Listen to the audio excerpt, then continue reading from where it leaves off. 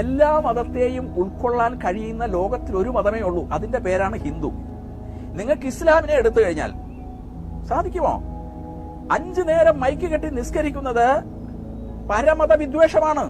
അതെങ്ങനെയാണ് 5 നേരം എനിക്ക് എന്റെ വിശ്വാസമെന്നും നിങ്ങൾക്ക് നിങ്ങളുടെ വിശ്വാസം വിശുദ്ധ ഖുറാനിൽ തന്നെ പറയുന്നുണ്ട്. വിശുദ്ധ ഖുറാനിലെ 5 നേരം നിസ്കരിക്കുമ്പോൾ നിങ്ങൾ പറയുന്ന അല്ലാഹു അല്ലാതെ ഒരു ദൈവമില്ല.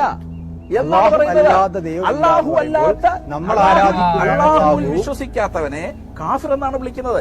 ഇസ്ലാം അല്ലാത്ത എല്ലാവരും കാഫിറാണ്. കാഫിറിനെ കണ്ടുമുട്ടുന്നിടത്ത് വെച്ച് കൊന്നു കളഞ്ഞാൽ സ്വർഗം കിട്ടുമെന്ന് ഞാൻ വായിച്ചിട്ടുണ്ട് ഖുറാനിൽ നിന്ന്. ഏത് അധ്യായത്തിൽ? അങ്ങനെ എന്ന് പറഞ്ഞ് വായ അടിച്ച് കിട്ടുമ്പോ പിന്നെ വായ തുറക്കാൻ പറ്റാണ് കൊണകൊണന്ന് കാണിച്ചിട്ടൊന്നും യാതൊരു കാര്യമില്ല. എന്റെ പൊന്നു മധു സാറേ, വിവരദോഷിയാണെന്ന് അങ്ങേക്ക് മാത്രമേ അങ്ങയെ കുറിച്ച് അഭിപ്രായം ഇല്ലാത്തതുള്ളൂ. ബാക്കി എല്ലാവരും ഇപ്പൊ വിഡ്ഢി എന്നാണ് അങ്ങയെ കുറിച്ച് പറയുന്നത്. എന്നാൽ അല്ലയോ വിഡ്ഢി, ഒരു കാര്യം മനസ്സിലാക്കുക.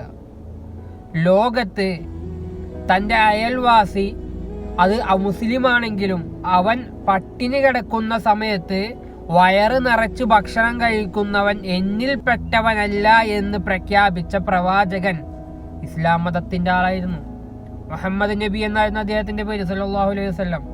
അങ്ങനെയുള്ള ഒരു മതത്തെ കുറിച്ച് താനിങ്ങനെയൊക്കെ പറയുമ്പോ തന്റെ മതത്തിലുള്ള ആളുകൾ തന്നെ തന്നെ കുറ്റം പറയും. കാരണം എന്താണ്? താനൊരു മണ്ടനാണ്, താനൊരു മൊണ്ണയാണ്.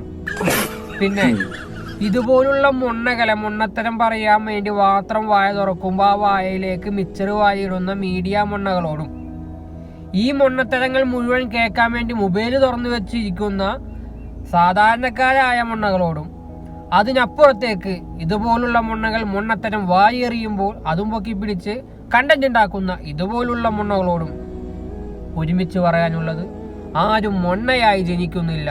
ഈ സമൂഹമാണ് അവരെ മൊണ്ണയാക്കുന്നത്. ഇതുപോലുള്ളവന്മാർക്ക് നമ്മളാണ് വളമിട്ട് കൊടുക്കുന്നത്. അപ്പോൾ അസ്സലാമ, അത്ര തന്നെ പറയാനുള്ളൂ.